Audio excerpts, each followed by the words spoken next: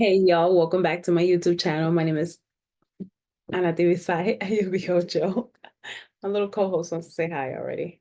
You ready to come say hi now? Come. Okay. Oh, say hi. No, your words. Say hi. Hi, What's your name? I'm David Sai. Gianna. I'm read it. Oh, say hi, people. Hi, people. All right, now go read your book. Actually, go. Chewing gum. That's not very co-hosty of you. Co-hosty people are not supposed to have gum.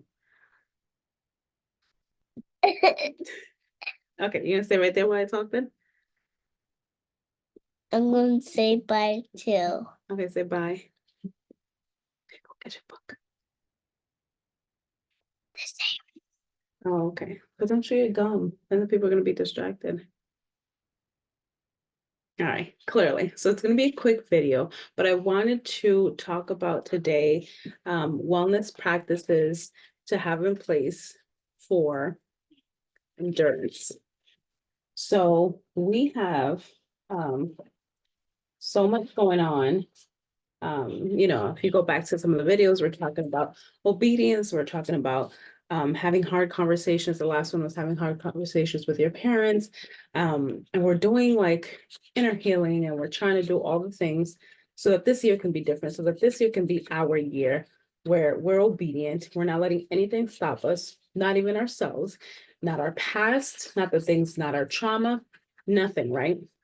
And so in that, we can get so caught up sometimes in the doing and the going and the healing, even making healing sort of like um how do I say it? Like you have to produce. Nope, hey man, only that. Okay, no, you're only gonna use that one. That's it.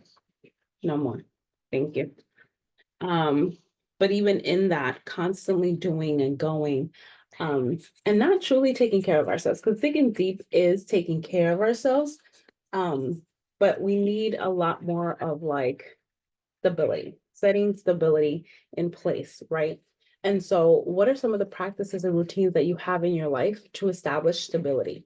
That as you're doing all these things, and life is lifing because things are going to come up as you're going through this healing journey, that you have things in place that are going to ground you, and also prepare you for what's next, right? So, I was thinking about if you follow me on Instagram, I post my gym story every single day. I go to the gym 7 days a week. Might seem excessive right now, might seem excessive to some, and right now probably it is, but it's needed. It's um it's really what I need right now, just because of the difficult. Okay, she had to talk to my friends, girl. Let's sit right here, okay? Um, it's what's needed right now because of the season that I'm in, right? Like I'm working at night, I work till 2 a.m. It's a really, um, excuse me, excuse me, excuse me, girl.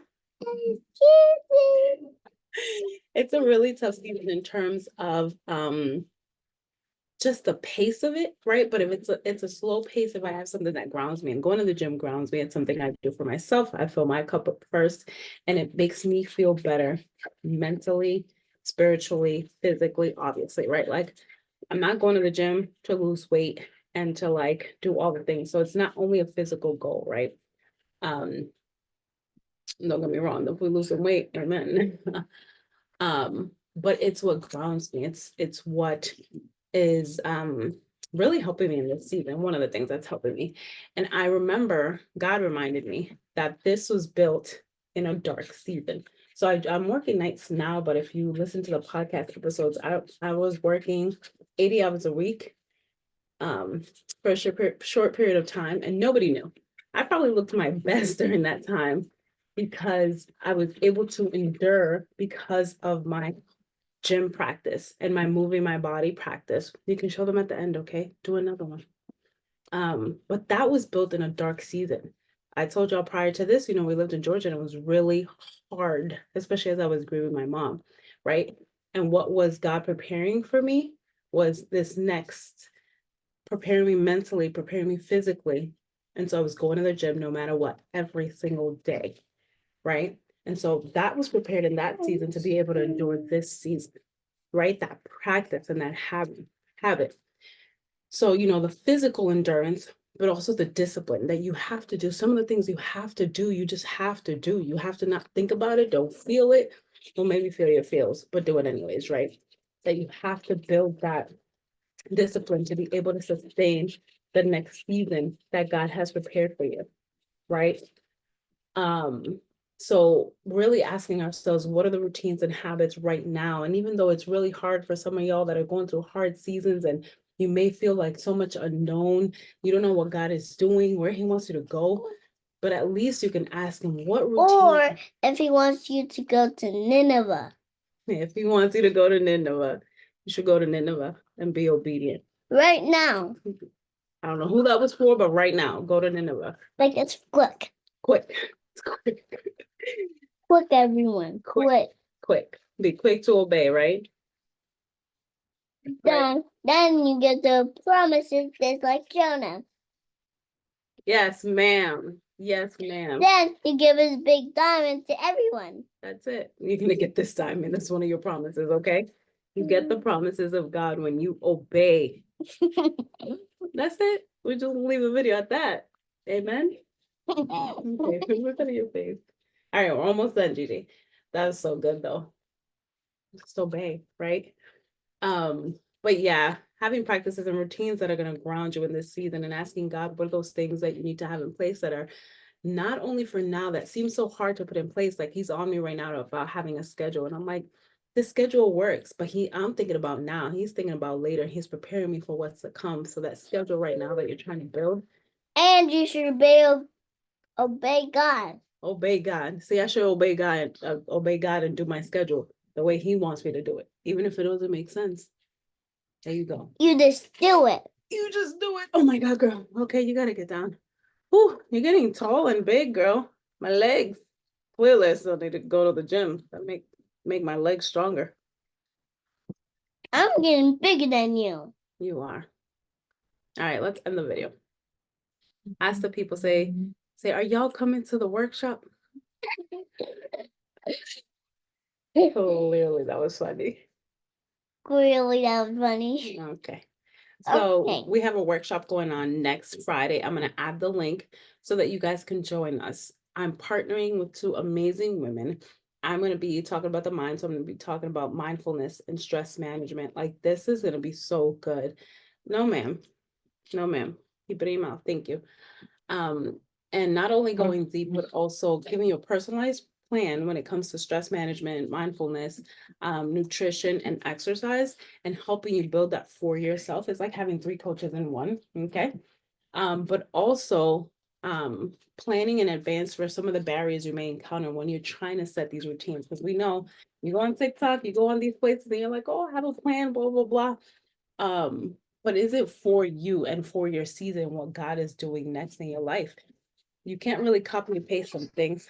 I'm glad you're okay. Come here. So we'll be doing that next Friday, and we would love it if you can join us. I'm going to add the information, and be sure, to click all the steps, because there's 2 steps that you can complete. But it's going to be so good, and I'm so excited for it because, like, it was a game changer for me when I really started personalizing. Like, okay, God, what do you want me to do? Stop, ma'am. Ew. It's not to say bye to people. It's getting chaotic. All right, say bye. But yes, sorry. So Let's keep going. no, let's not. Let's keep going. But when I stopped trying to imitate what everybody else was doing, because I have my own calling, my own journey, my own assignment, and that's gonna look different from other people. So I can't do what everyone else does. All right. No, you're being silly. Say bye to the people. Say bye. I will keep it in my mouth for this. No, we're done. We're really done. All right, y'all. Thanks so much for watching. But now all of this. But now subscribe when everything is done without Jonah.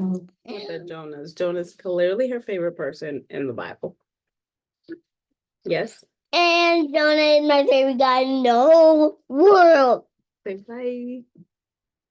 Bye, Nineveh. Bye, y'all. Bye, Gigi. No, Gigi.